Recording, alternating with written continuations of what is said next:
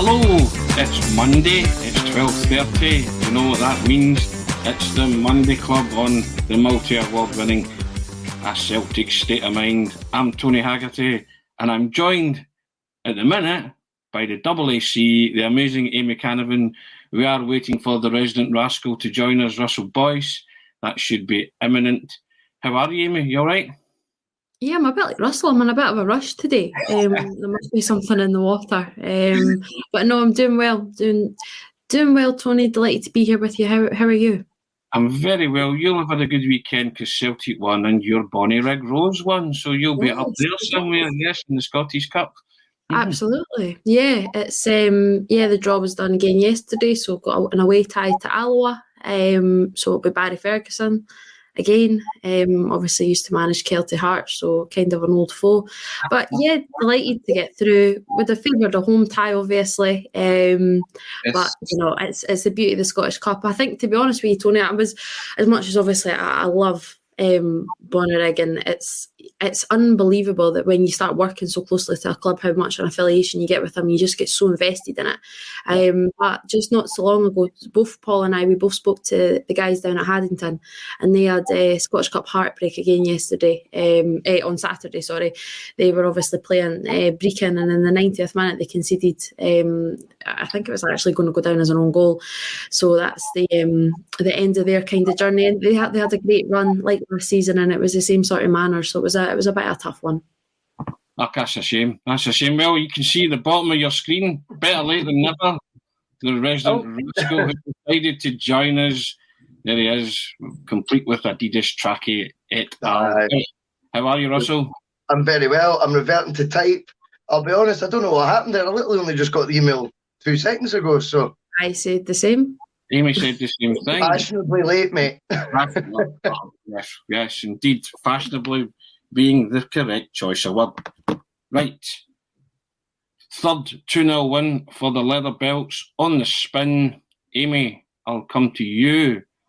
Now, there's been an element and a measure of control about Celtic's last 3 performances, which is kind of in stark contrast to the, dare I say it, the free-flowing, the rip-roaring, free-flowing, never-boring Glasgow Celtic that we saw earlier on in Angie's reign.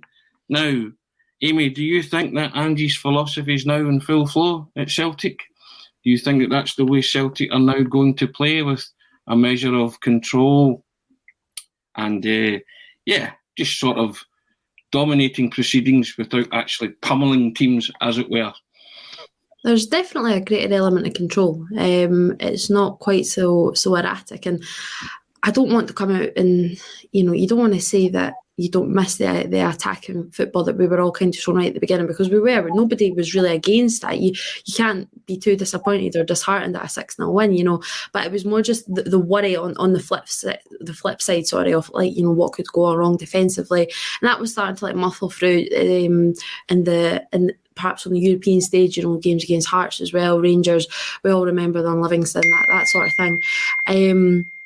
So it's good now just to see just a little bit of composure, perhaps. The excitement at the front is also just instilled at the back as well. Everything's a little bit more balanced. So yeah, it's definitely an approach I think that most Celtic fans can certainly get behind.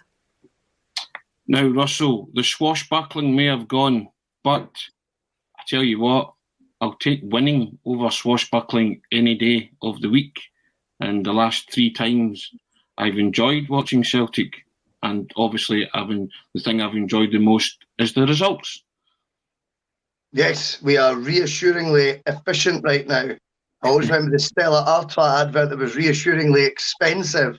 I think we are reassuringly efficient right now, and it is amazing to see the turnaround. And I think Ange came out yesterday. I like to listen to his quotes.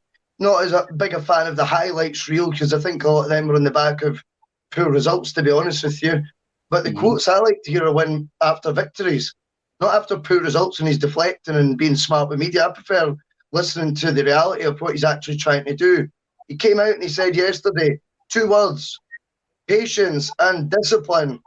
Something far removed from what I was seeing in Seville against Betis, for example. And I am all for it, by the way. I'm absolutely delighted.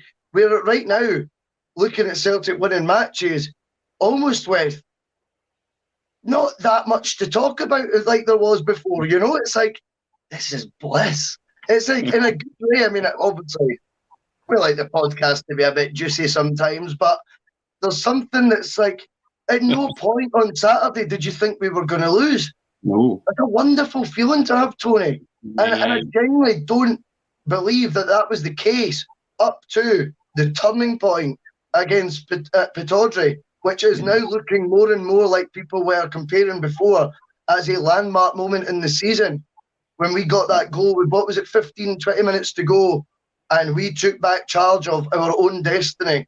And now the players, there seems to be a real, I'll go back to what Ange says, patience and discipline about them. We do not come out the traps like a greyhound, desperate to score from minute one, you know, and all gung-ho. It does seem to have changed. It's more measured. Whilst there'll be a bit of that, the players understanding the system more, and I don't dispute that. Of course I get that. But there is undoubtedly an instruction now that has changed. I am not going to be kid on, I know exactly what they are, but it's undoubted that we're still dominating the ball as much as we were, but we had a third of the shots on target, for example, on Saturday, despite almost the exact same amount of possession as what we did when we were winning 6-0. So it is more controlled now, and I'm all for it, Tony. Will McMillan comes in and says, we seem to have slowed it down a bit, more deliberate. Now, Amy, at the risk of going all David Turnbull and making up words like swaz, I'm going to say, have we witnessed a bit of Ange adapting, Russell, like that?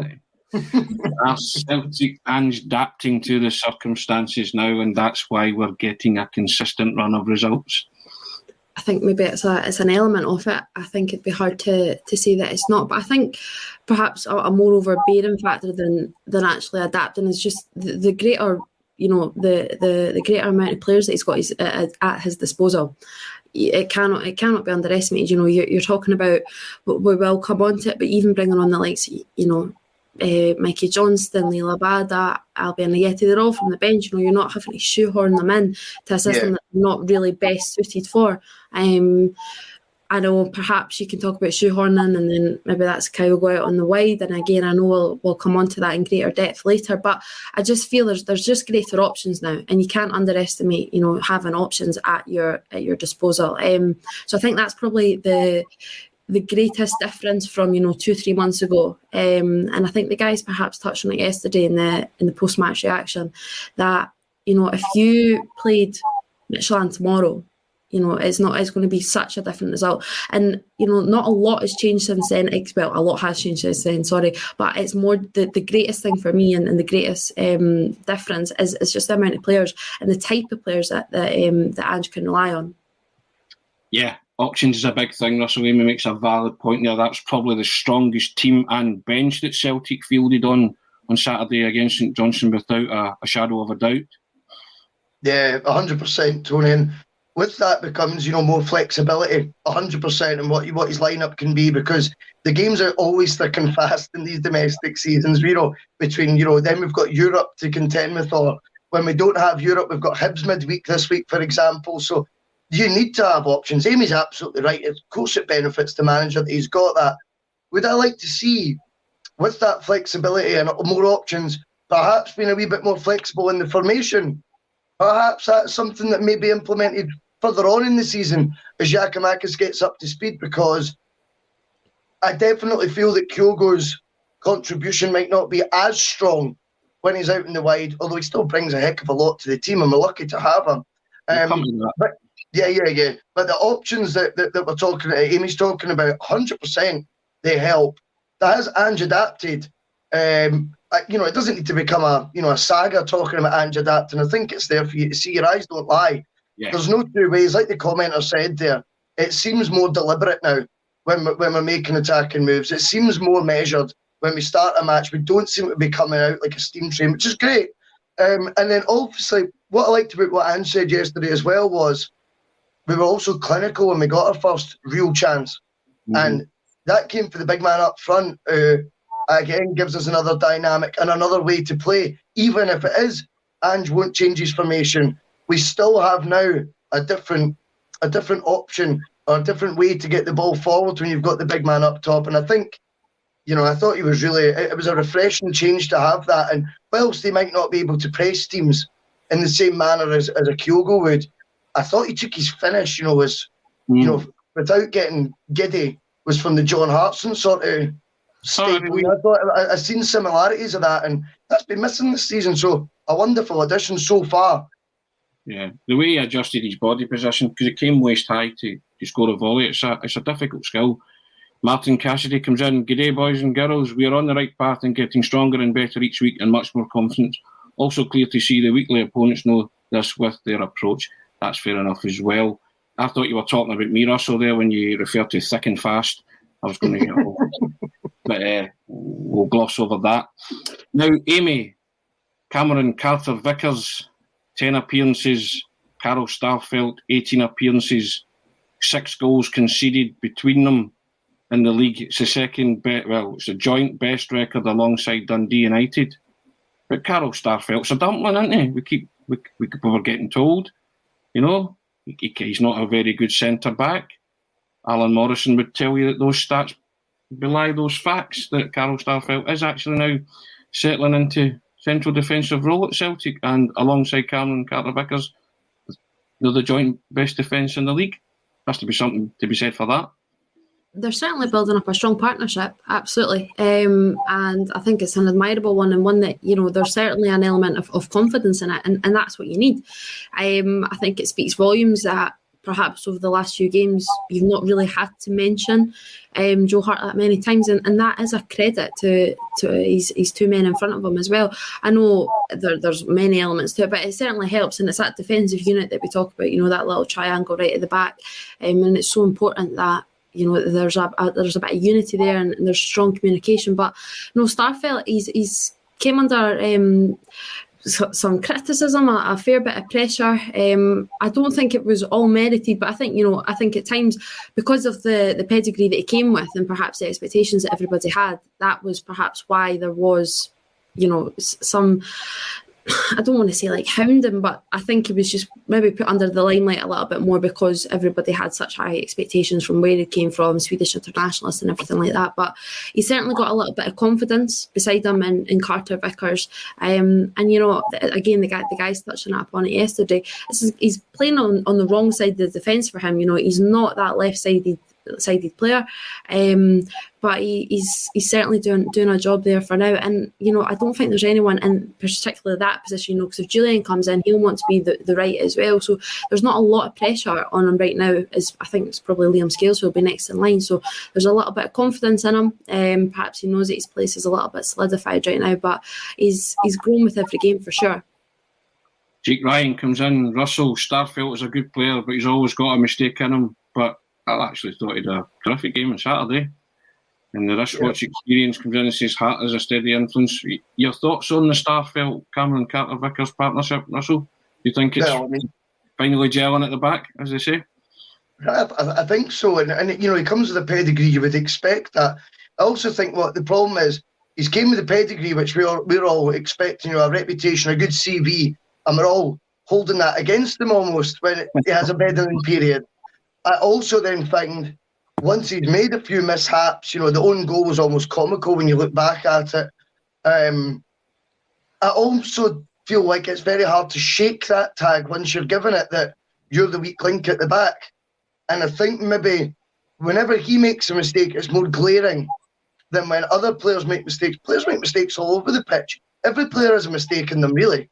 It's just the manner of his, and I think potentially he has a style, a technique about him that also doesn't, I think causes doubt in Celtic fans' minds, where even though he's doing something right, it might not look as comfortable as, say, when a Cameron Carter-Vickers is spraying passes. It looks all so natural, and maybe I can't think of the word I'm trying to go, ungangly or something like that style that starts.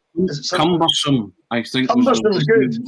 Was the word we used, or I used the other week. And I stand by that. But you have to give credit when he actually does well. And he did very well Saturday. So that is an element of him settling in.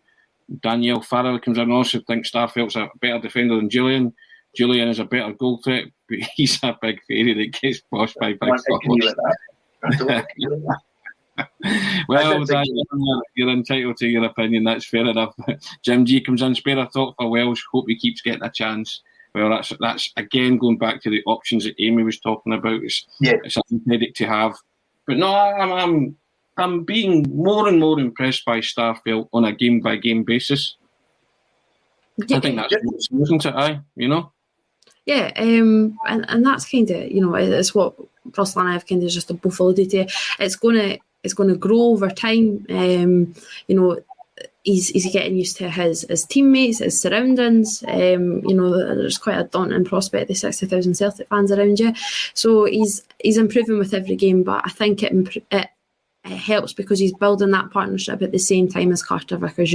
It's not perhaps the experienced head and then the student and the master sort of thing. They're both learning together. They've both came in, and they're just having to get to grips with everything and each other at the same sort of rate. Frank Bering presents his Big Joe Hart's been a great signing in all manner of ways and fast on his way to becoming a true Celtic legend. Time will tell on that, Frank, of course. But we can't talk about Cameron Carter-Vickers on Saturday without talking about Chris Kane ladling into him and punching him, and the net result being a booking for Cameron Carter-Vickers. Now, for those of a certain vintage, and I might have mentioned this before, there used to be in the Shoot magazine a section called You Are the Ref, and for a while, every question that they asked you questions on the laws of the game, and every question, the answer D was book Paul Elliott, because Paul Elliott get booked for like 15 games in a row. So I go back to, I don't, again, hate referees being the subject on debate on the pod, but that's an outrageous decision by Nick Walsh. It's utterly outrageous how a man can be kicked on the floor repeatedly and then a punch swung at him with a loose connection and he books a Celtic player. Incredulous. It has to be rescinded. And in fact, it can't be rescinded, can it? Because you can't challenge a yellow card. But my goodness, I despair. I despaired at that decision. I really did. Well, Tony, I mean, I know you don't want to talk about referees, but for me, the gloves are off on referees now, just as they were for Mr. Kane on Saturday afternoon when he starts trying to swing punches after taking a blatant flag boot at a man who's on the deck. Just the one? Well, there's one that's like the half one, and then he's got away with that, and it's just the next one's just... there's at no point is he thinking about the ball with that second one. He's not playing football anymore. No. That's the most important thing here. He's not doing anything to benefit, winning back possession of that. He has literally aimed a kick, and then when he's seen a reaction, because he showed his temper was already frayed, right, with the second kick, or the 1.5 kicks, I would maybe call it, right? But I also think the fact he's reacted so quickly with a punch tells you he's in red mist zone. How the referee can possibly identify that as a booking for a man who's literally getting to his feet and defending himself and is obviously in shock at what's just happened. I find it incredulous that that's a booking each. And that's not, let's stop all this, I feel sorry for referees. I feel, anyone can get that decision right. The guy should walk straight away. It's a red card every day of the week. And it's are you all right to Cameron Carter-Vickers? That's what you ask, because their job is to protect players' safety, first and foremost. Now, you're right there. The ref's not got a obscured view of this. I don't understand how it gets missed. And the punch is an insult more to the referee than it is Cameron Carter-Vickers, because this guy has now got carte blanche to do what he wants. That's how he feels. And, I can't believe that he's done that big swing of the boot. And then when Cameron Carter-Vickers gets up, he feels comfortable enough to swing a punch. And you know what? Chris Kane was right. Because at the end of the day, he only got a booking and he knew the victim would get a booking as well. And that seems to be acceptable.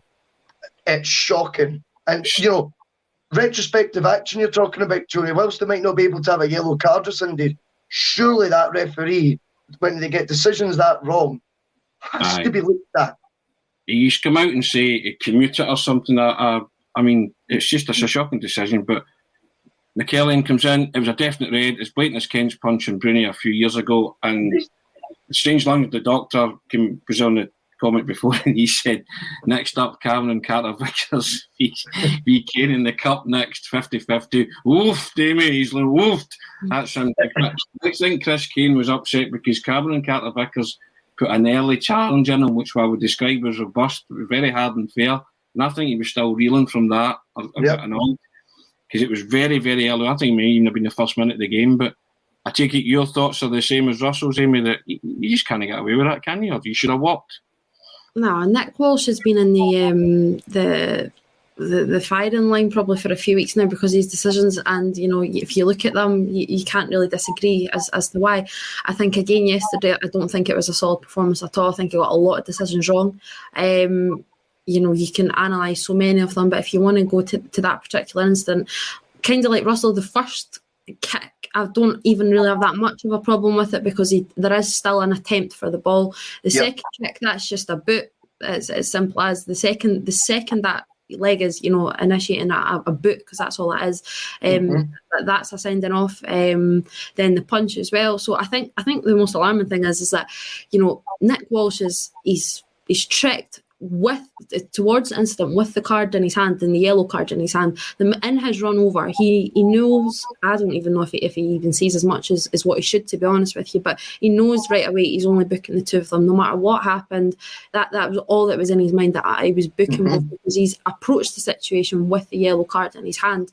I think it's astonishing that Carter Vickers can walk away with a booking from that, so if a guy gets punched and kicked, I'm going to get booked as well. There's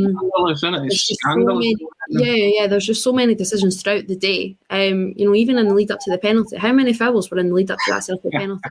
And I understand he's went back and booked Ambrose, sorry. And fair enough, but I think there was just it was a catalogue of disasters yesterday. You can try and stick up for referees all you want, but that was a shocking performance. In reply to Strange Love the Doctor, Tony, all I would say is one word: slobber knocker. Indeed. That'll come out at Hampden in the wash, as they say, and we'll deal with that when the time comes. Now, another important issue on Saturday: Kyogo out wide. Amy, 9 goals, 14 appearances, our Japanese boy. Wee bit of a hero, cult hero now, big hero. But I think everybody knows that he functions best through the middle, doesn't he? But he was put out wide to accommodate Giakoumakis. Again, going back to the fact that we had now a plethora of options, which is good for the manager, good headache to have. But do you still want to see Kyogo functioning through the middle, or can you see a time when Kyogo and Giakoumakis will play down the middle rather than out wide? It's kind of what Russell was alluding to earlier. With all these players now as options at Angie's disposal, then you're thinking, does it then also accumulate and contribute towards then a change in formation? Because I do think that's perhaps the only way that you can probably get the best out of both of them up top. I'm not a fan of Kyogo out wide. I know there's a few people that still can persevere with that a little bit, but I think it's just frustrating because you know the impact that he could be having if it was through the middle. It's not that he doesn't do a decent enough job out wide, because he does, and I think he tracks back as well. I think Alan Morrison brought that up a few weeks ago, that how much he tracks back compared to perhaps Jota and Abada. So in that sense, you do have that extra body at the back. I'm not going to perhaps argue about that, but it's not that he can't do it out wide. It's just because you know what he could be doing through the middle, in the middle, and it's just frustrating because there was a few scenarios Saturday, that you're just like, God, if Kyogo was just looming there, lurking there, if he was just in and about, because him and Giakoumakis, they are different players, and then rightly so, totally different physiques, totally different skill sets, but I'd kind of like to see them together complementing each other rather than Kyogo having to be out wide and always be the contributor. The irony is, Russell, I actually thought Kyogo played really well for the role he was asked to do, right? With this tracking. But people, that's the dirty side of the game that people don't automatically recognise. Just because he's not scoring doesn't mean he's not contributing and not having a good game. But because he's hit the ground running, by scoring so many goals and being so effective through the middle, he's bar somewhere up there. So, and the perception is that he's fallen below that when he goes out wide, and that's up to individuals to call that, But I actually thought he's still contributing to the team, which is what obviously Ange wants as well. That team ethic, and just because he's not scoring doesn't mean you say he's playing badly, but he might be less effective out wide, as Amy says, and you do want to see him through the middle because that's a more natural position, or it seems to be a more natural position for him, doesn't it? Amy's watching the exact same way as I am. You can't watch Kyo go out wide in isolation and not hark back to what he does when he's through the middle. You can't help it as a football fan but contrast and compare. I would love just to watch Kyogo, having never seen him through the middle, and go, you're right, he's tracking back, his work ethic, he was still contributing in the final third as well. But the fact is, you know what he does through the middle, and it'll just annoy you at the back of your mind. And I think it'd be very interesting if we've got two sides to this. If Ange is going to be completely rigid, and we've been told he'll never change. We've been told he's not changed, whatever. But we've been told he won't change, right? And if that means he's going to be rigid with formation, I'm now thinking, as the season goes on, this is a debate we had maybe a few weeks ago about the Rogic and Turnbull conundrum, okay? And you're beginning to think, see, at Pittodrie we played a 6, an 8 and a 10. Why not play a 6 and an 8 and then play Kyogo as your 10 in and around Giakoumakis? Giakoumakis up top, but Kyogo in behind him. If we're not going to compromise in the formation, that means. And then you would have your regular wide players out wide and Kyogo just being a wee buzz bomb off Giakoumakis. Because what we've seen, particularly on Tuesday against Ferencváros when Giakoumakis came on, was a completely different option of holding the ball up, winning fouls in the centre circle, and you think, imagine if he had a wee Kyogo touch tight to him, the layoffs. And we're not, I've already compared these finish to John Hartson, so don't back down, double down. But you might be able to see a bit of the Larsson Sutton sort of thing, where players, intelligent players make intelligent runs. Eddie, you'll be telling us we'll score 10 next against somebody. Well, I just think right now, Kyogo's not wasted out wide. That's the different side to it. He's not wasted out wide, but we know what he's capable of through the middle. And whilst you've brought a new player in who's the top scorer in Holland, the 26 goals last year, the next top scorer in Holland last season scored 19 and cost, I think it was something like £27 million for Dortmund to sign. We got this guy, Mark Anthony's the Sky Sports journalist. Is Mark? No. What's he called? Anthony Joseph, something like that. I can't remember. Anthony Joseph, yeah. Mark Anthony was a Celtic youth player. What am I talking about?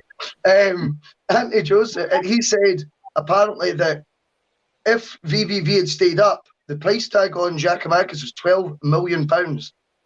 So this guy can play, and it'll be hard to find a way to be taking him out.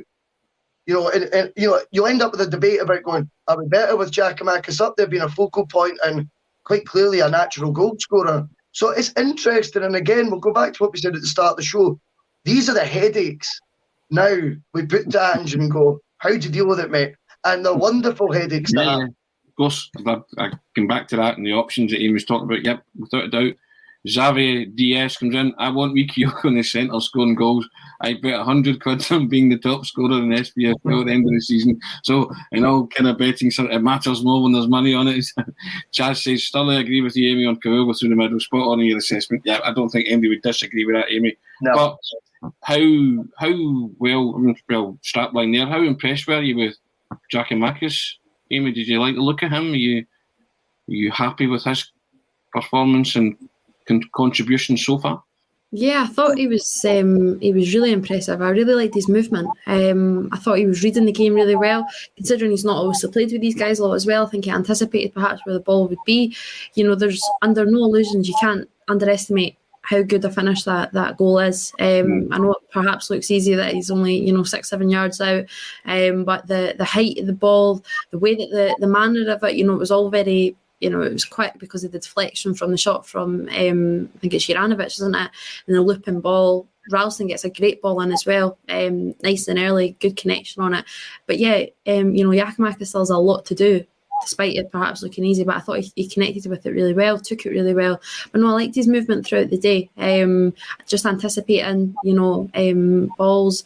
I really liked him in his little cameo last week in the Europa League as well. I thought it was really impressive that he just came, really got in and around. And again, kind of linking up with Kyogo then as well. I think there was one instant as well on the edge of the box where Kyogo looped the ball in. He just couldn't quite get on the end of it, but I thought it was a bit of a nuisance when he came on during the week, and I think he deserved then his start yesterday because it was an impressive little stint, and I like the look of him a lot. He took his goal naturally, Russell. That's what impressed me the most, and then he looked like a natural footballer in his cameo against Ferencváros, and as Amy said there is a clever footballer there and the looks of a natural predator. Yeah, someone as well, I would say, brimming with confidence, Tony. Yeah. Absolutely brimming with it. That finish was sort of, he got his hip over the ball, the way he swiveled. It was not as easy as he made it look, which is big praise to him. And a couple of aspects I've noticed. I would say if we were to put our money on who's the two guys that you think would be Angie's signings, if you had to pick two from the 12 we brought in, you would say the most likely to are Kyogo, he's a definite. And then Giacomakis, because there's a Greek connection there. Maybe that's me being a wee bit simple.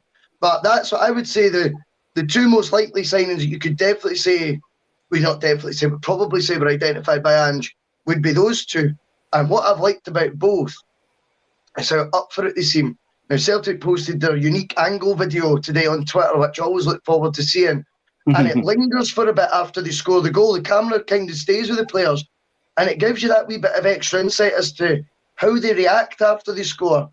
And once he was pumped up after he scored, he did the knee slide.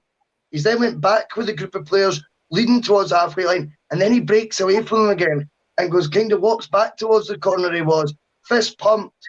And you could tell he was a guy seriously in the zone that is getting it from the, I just like seeing that passion. And another example of that, this is a wee bit funny, but it's the honest truth. And I don't know if it's because Ralston came to Kyogo's aid, midweek and got booked. But Kyogo and Ralston collided at one point. I don't know if you remember this. And Ralston's needing to get a wee bit of treatment. He's on the deck. And as the physio's coming on, Kyogo's rubbing his knee, trying to make him better. And I just thought, as funny as it looks, you just thought, that guy, I think, firstly feels guilty. He's hurt his teammate. But he's that much of a team player. Like his instant reaction is, I'll help you, mate. Ralston's on the deck and Kyogo's rubbing his knee. I just thought, it was just a wee moment. I thought that what it does is show the two guys that have came in strike me as very much up for this. And if Ange is going back to a well of players he thinks can come in with that mentality, then that will rub off on other players that we think there might be a question mark over. So, I know it sounds like I'm making that funny, but I actually think it's quite poignant when you see wee moments like this. There's nothing that Kyogo does that doesn't put a smile on your face. He just gets it. He just gets it, and he just shows that he loves being at the club. And you see that's just in his nature. And you try to tell me that isn't a heartwarming moment or a poignant moment, as you say, that he's rubbing his mate's knee. It's like, it's terrific, isn't it? And speaking of Ralston, very much, and myself included, had him as a bit of a whipping boy at the start of the season. Yep, there you go, there's a start line. As Tony Ralston finally shaking off the scapegoat tag, I think it's time we judge Ralston on his performances on a game-by-game basis, yeah? And I think just now that he's in that team on merit, Amy, and it'll take a wee bit to dislodge him, because he's trying his heart out and he's actually playing some good stuff. And I think you got to give him praise when he's doing that, because I've given him enough pelters, so I hold my hand up and say, do you know what? Guys like myself, he certainly proved me wrong, and he's in that team of merit and he deserves to be there. Yeah, I think it's now came to the stage where you don't single him out anymore, for, Ralston had a decent game. And I think that's probably one of the biggest, plaudits you can give him, that he just fits. I know a lot of Celtic fans will still say that, when things are all sort of shaping back, Juranovic should swap over, and if it be, Bongali, Taylor, Montgomery, whoever it is on the other side, that will shift then Ralston out. But I think right now there's nothing to really suggest that he shouldn't be in the side. I do agree that I think in recent weeks he has actually perhaps not been quite as effective as he was, because I think at the start of the season he was really one of the key players and consistently key. But I think now he's still just potting away doing his job. He obviously grabbed the assist the other day. I think some of his passing was a little bit slack at the weekend, but I think that's just been really, really critical. But there was nothing glaring that you go, wow, that guy needs to be out the side. Do you know what I mean? And I think that's perhaps, like I say, one of the biggest credits you can really give to him, that he's fitting into the side a little bit better, and that you're not singling him out. You don't need to be going, right, let's talk about Tony Ralston's performance, because he's just fitting in and doing his job right. Russell, he has a tendency to overhit crosses. A lot of them elude the strikers, but Saturday, by the nature of the way he kind of fizzed it across, it kind of made Giakoumakis' mind up, because it was an instinctive finish, and it was at a height where you could connect with it, although he had to adjust himself. And he made the finish look easy. But the nature of the cross kind of made up Giakoumakis' mind, because it was a split-second instinctive. It's in the back of the net. So you have to credit Ralston for that. And it was an important moment in the game, because Celtic needed a breakthrough goal. Once they got that, they never looked as if they were going to relinquish it. It's always an important, getting that opening goal. And it came very late. It was about 36 minutes or something, or late enough in the first half, for 82% possession domination in the first half. Another one for the stats boys there, So they were rampant and dominant without actually, as you say, the kind of swashbuckling shots on goal and stuff to show for their efforts. But I thought Ralston did very well, because the ball was spinning out the air and he's controlled it and then fired it across. So you have to give him credit for things like that he's doing. Well, there's a couple of things I think of Ralston. There was a great point made. I think it was on the matchday coverage pre-match between Lawrence and Paul. I could be wrong, but they were talking about Ralston's playing at times 3 positions, because he ain't getting much help in terms of backtracking from Abada. So he's first and foremost a defender. He's playing this brand new role of inverted fullback, and at times for me that's when he looks at his most uncomfortable, when he's collecting his ball, facing his own goal around that centre circle area. I still, for me, I don't think he's comfortable there. I know someone else in the WhatsApp group chat for ACSOM feels he is actually looking more comfortable there, but that's just 2 different opinions. That's fine. I also think he's doing a heck of a lot of great work as an overlapping, attacking wing-back, if you like. And I think what's been asked of him this season, from a guy brought in from the cold, only on a 1-year deal as well, so you're on edge a wee bit, I think, without that security as a player. And then a Croatian international signed, basically in your position. I think he's overcame a heck of a lot of barriers this year. I really do. Out with what he's doing just on the pitch. He deserves immense credit for that. Also, we talk a lot about Jota being on loan, because we've only got him to the end of the season. Tie him down now. When does that become a conversation about Tony Ralston? Because he's obviously only been given a 1-year extension in the summer. And you've got to start thinking smartly here and going, if this guy can do anything like what we've seen so far, and by the way, I actually think he'll get better. I don't think he'll stagnate. I think he'll get better. I'm not saying he'll be Celtic's first choice right back season on season or anything like that. I think he can push whoever's got the jersey, though. And I certainly think when he plays, he can be counted on. For me, is Tony Ralston now creating the same question we have of Jota? And should we be looking at, in the next couple of months, before he's available on a Bosman, because we know how awash English Championship, even some League One teams can compete with the wages Tony Ralston will be on right now. And they might be able to offer him security that Celtic haven't as of yet. And I wonder if that will now become the next one. See, whilst we focus on Jota, because, I mean, what an impact he's had, etc. We'll talk about that. But the question always seems to be, why don't we just sign him permanently now? Well, I think that same question can be posed at Tony Ralston. And, there's no money involved, really, apart from just securing a longer-term contract for the big man. So, fair play. Russell, what I always say, ask the question. Yes. Ask the question of Ralston, see where he's at and see where you're at as a club. It wouldn't do them any harm to tie down, because going back to the big O word, it always gives you options. Yeah. Now, 100%. Speaking of options, and options that are clearly not contributing to the Celtic cause at the minute. You know, we look at, there's like 4 we think that, you know, could maybe do with going to pastures new. I would say Albion Ajeti falls into that category. Barkas, Sorrow, and Bolingoli. Amy, do you see them being cut adrift in January? Should they be cut adrift in January? Should you be engineering, you know, moves to sort of get them to go elsewhere and help with your rebuild? I mean, I don't know if we'll recoup a lot of money for them, but is it the best to get them off the wage bill and get whatever you get for them to put it towards your spend for bringing in other players that Ange might have identified? I think Barkas definitely. You know, it's quite simply just not worked out. I think he's one of the guys that's probably been given a fair crack of the whip, and it's, you know, it's time after time. There's not been anything that you can go back to and go, well, you know, he pulled that off. I think it's just one of those ones you've really got to cut your losses, and it's just it's not really came to the surface. Bolingoli, I have no idea. You know, he comes and flits out his sides left, right and centre. He's in squads 1 minute, not in squads the next minute, then he's starting. I have no idea. I can't even kind of gauge perhaps what Postecoglou does think of him, where he rates him, where he places him in that pecking order. So I wouldn't actually be surprised if he stayed. Albion Ajeti, I think it's frustrating, you know, because I do believe that there's a player in there. There has to be a player in there, you know, from his time at Basel. I just know there has to be something in there, but it's now kind of really becoming apparent as to why it didn't work out at West Ham for him, you know. And again, it's sheer frustration. And who was the other one? Other one was Sorrow.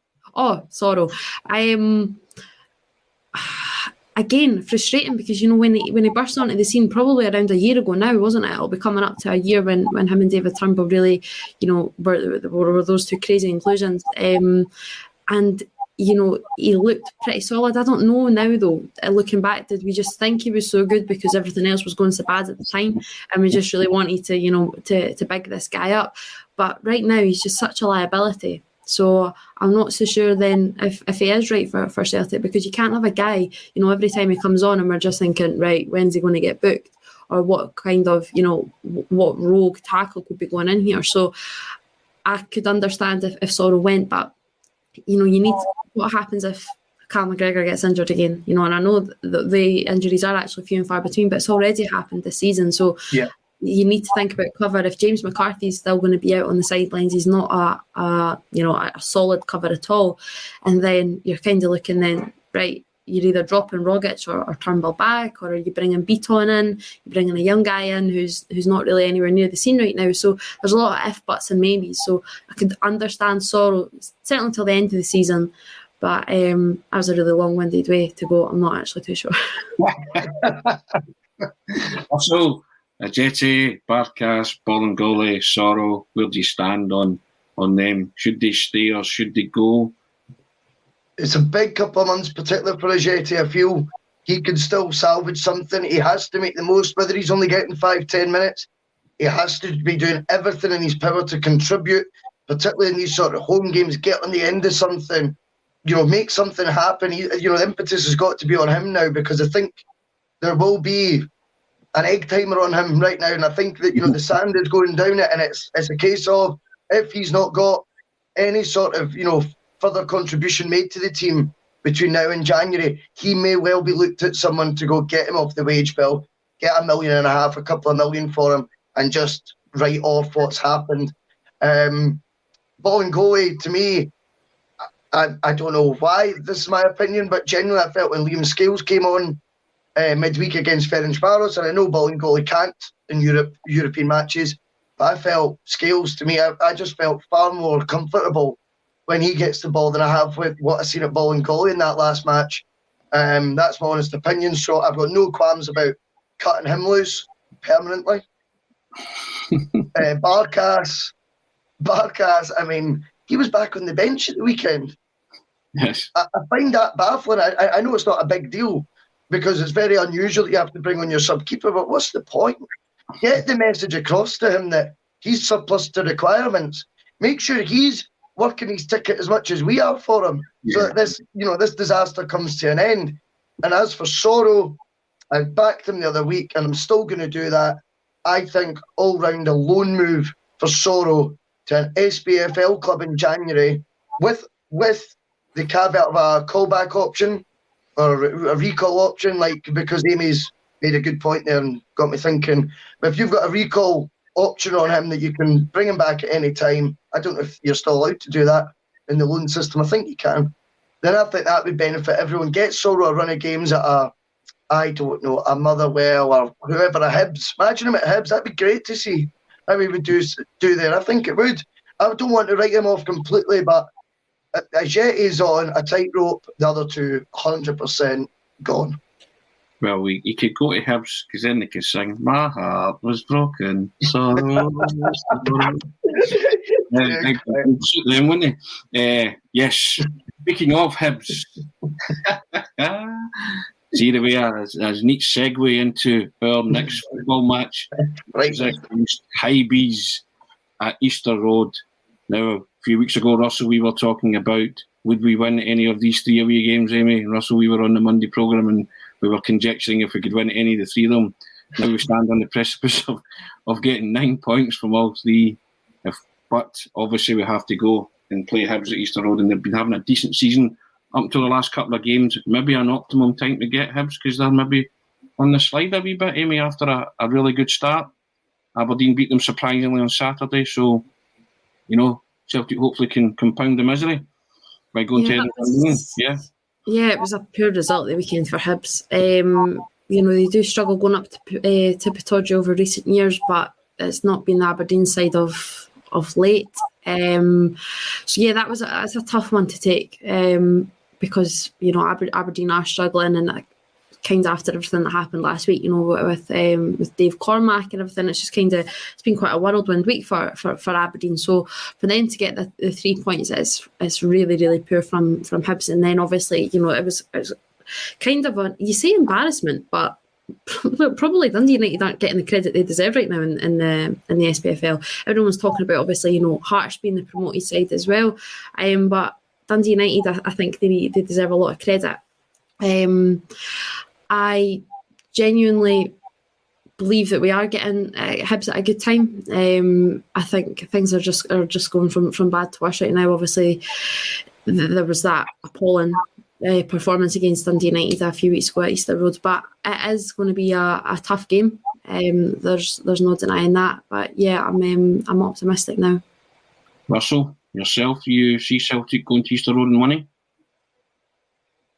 It's hard to answer. I mean, it's going to be a test. There's no doubt about it. The one thing I've noticed with Jack Ross's teams, when they, and obviously they will over the course of every season that you're the Hibs boss, they have slip-ups, they have wee dips, but they don't tend to go on runs like the one we've seen at Aberdeen with Stephen Glass of late. You've never seen that happen. They seem to bounce back relatively quickly. So whether we're catching them at the right time or not, it's hard to work out, because they're not known for going into, sort of lulls for, a long stretch of games in the slightest. They've got a lot of good players there as well that can punish us.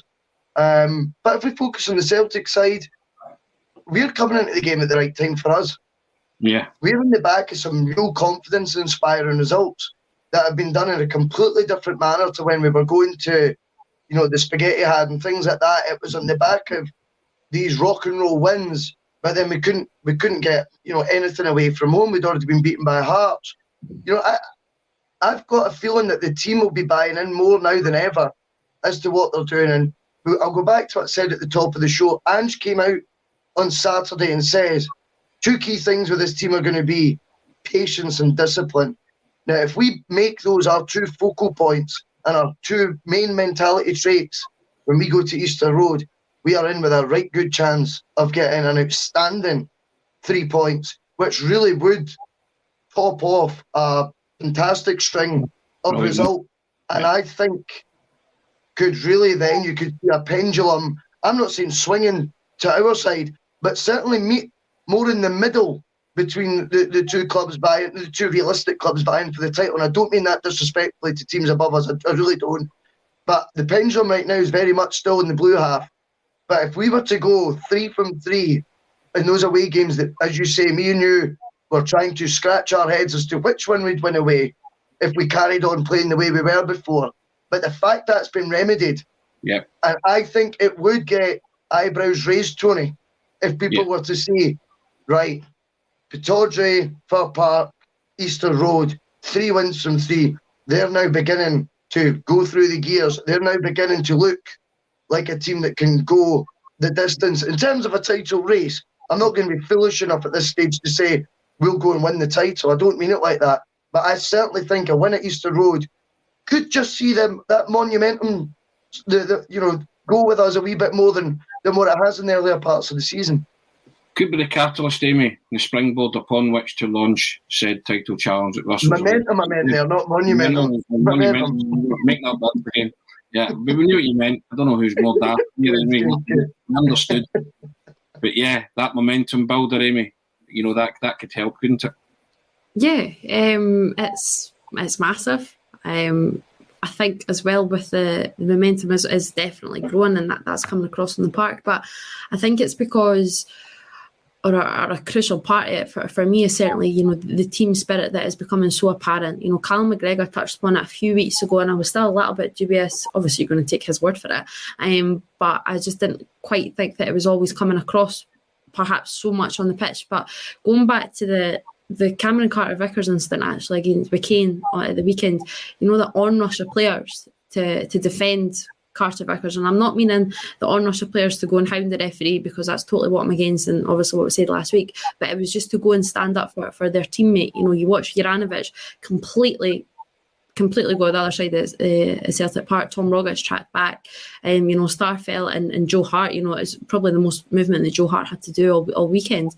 Was his burst from goal up to Carter-Vickers. So there is a real gel and there's a real team unity going on right now, and I think that is crucial to the momentum and just the belief in the investment in Ange Postecoglou's style, but also within like his team philosophy and obviously what the group that he is trying to create. Couldn't agree more, Amy. Now, we're on a wee poignant note. Russell mentioned the word poignancy earlier, but Wim Jansen, it probably not escaped your attention at the weekend that the man who stopped to 10, it's been reported that he's fighting dementia. So we hope that everything is okay with Wim moving forward, but we're mindful of the fact that Celtic have lost Billy McNeil, Charlie Gallagher and Stevie Chalmers recently to the most terrible affliction, Russell, and to hear that it's that Wim's fighting, it's just it's a shock, and it's also pretty sad, isn't it, for all the Celtic supporters out there, because he was only there one season, but what a season he gave us. Yeah, I mean, it is sad, first and foremost. It is really sad, and we know, one of our very own, Chris Sutton, has been, at the forefront. I don't know if anyone's seen it, but there is an interview, it'll be on YouTube now. Yeah. Chris Sutton talks about the effect dementia has on families and how it came to his dad, and he bursts into tears. Yeah. And I would advise anyone to watch that. We all know the other character Chris Sutton can be and how far removed a guy like him being so emotional is. So it almost hit you more. I'd implore anyone to watch it. It's fascinating, and he keeps banging the drum, and I'm all for it. He's very right to question how common a thread this is happening in football. But if you indulge me for 2 minutes about Wim, because I know we want to talk about the positives as well, and what a wonderful season it was. It's amazing memories for me. Now, I support Celtic because my dad passed away about 11 years ago. He was a young man when he died, and it's all sad and that, but I support Celtic because of him. He got me into it. And believe me, in the 90s, as a kid growing up, I often asked the question, why am I doing this? Because we were on the wrong end of bad results, and everyone at school supported the other team. It was just, I was just getting ripped all the time, and it wasn't great. Now, we lived in a semi-detached house, right? And on the other side of the semi-detached was a classmate and still a great friend of mine to this day, Mark, who they are very much of the other side of the coin. And earlier on in the 97-98 season, I'm not going to pretend to remember what game, but Rangers have scored against us. And for the first time ever, our wall has been knocked. like through, because it's living room to living room. And my dad, he was quite a big guy, unlike me. And he's like, did our watch just get knocked, sir? And yeah, don't do anything. He goes, oh no, noted. And I was like, right. So on the day we stopped the 10, and I'm 10 years old trying to understand, the monumentum of this, the scale of how big this was. My dad has already a bottle of Bowie in the fridge. It's quite a nice street we lived on, it's quite civilised. The shirt's ripped off at full time as he proceeds to run into their front lawn, pouring champagne all over his body, his head, spraying it at their windows in jubilation at what happened. And he says, remember that time they knocked my wall, son? Which I just think is a point. I know that's a wee bit self-indulgent, but that'll always remind me of that season with him. And then I remember basically that night we stayed and we watched sports scene. It was like 10:30 at night. I was allowed to stay up to, and just getting the importance of it. That education. You're sitting on his knee and he's explaining to you, that guy should have a statue. You don't know what's happened today, and I didn't get it. I was 10 years old, and he's going, you don't understand what's happened today. So that's my sort of favourite memory of him. I thought that was a poignant, but just one of those moments to share today. But all best wishes with Wim Jansen, most importantly, and of course for all the Celtic families thinking of him 100%. Amy, you'll have been too young to remember that, but I'm sure you'll have watched all sorts of DVDs and stuff like that, and you're well versed because you know your history clearly. You'll have watched it and stuff, and a magnificent season for Celtic, just preserving the 9 record, and shattering the 10. Yeah, I am more than well versed in it. I have, you kind of get it forced upon you, I think, at a younger age. I certainly did. It was, I never really had much of an option. I cannot tell you how much I've watched the 6-2 game, I think, more than any use all combined, because it just used to be on repeat in the house. And I wasn't even alive for that one. But that season, kind of similarly to Russell, the reason that I hear about it all the time is because my mum and dad got married on the day that we stopped at 10. Wow. So I hear a lot of stories about how my uncles kind of just were like, do we really want to go to our sister's wedding? Just really want to go to the pub, make sure that we've done this. There's stories of the priest going down to the local, the corner pub as well, just kind of along for the chapel, just to catch all the celebrations. So yeah, my family perhaps weren't there the day it stopped at 10, but there was, perhaps greater issues going on. So I'm more than well versed in that season, how much everything, that Vim done means to it. So yeah, it's just as Russell's retailing his stories, I can kind of, my mum and dad will be upstairs right now, and I just know that they're going to be rattling off all these ones about the wedding day. My gran going mental. The boys are running away to the pub. Their sister's trying to get married here, but they just need to make sure Celtic stopped at 10, everything's went well. So yeah, I think we've all got a poignant story that somehow relates to Vim. Well, I was working as a journalist. St Mirren Dundee end of season for absolute garbage. It finished 1-0 to St Mirren, and I'm sitting there, and it's 1-0 to Celtic because obviously they've scored early, and a boy slaps me in the back of the head and says, "Harold Brack's just scored." I sat in my hands because I thought, if I don't sit in my hands, I will go off my chump. And I just sort of, inside I was doing the Munch silent screaming, And I was the ultimate and consummate professional, spoke to the players and the managers and all that at the end. And when I came out of Love Street, it was the old car park just outside Love Street. And my father and my brother, who were at the game, had picked me up. And the two of them came running towards me. And we just had a huddle. We just didn't care who saw us. And we were jumping around because Jock Stein's my dad's hero. And he just couldn't bear the thought of Rangers eclipsing Jock Stein's 9. And he was in tears, and I was kind of like, all right, cool. But as you say, Russell, one of those moments that you remember, and we thank Vim for that, for giving us that moment, his team in that season. And he gave us a gift of Henrik Larsson. What a gift that was. And as you say, all the thoughts, Celtic family, go to Vim. But I just remember everybody staring at these 3 loonies, jumping around and thinking, St Mirren only won 1-0. Davis, man.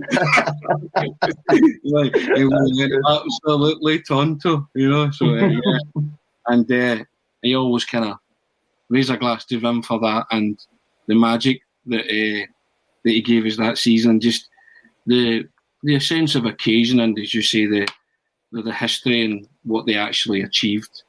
Because when you were growing up, the 90s was a lean time for Celtic, and that was kind of emerging from the dark tunnel, I guess you could call it. And thoughts to Vim and the members of his family.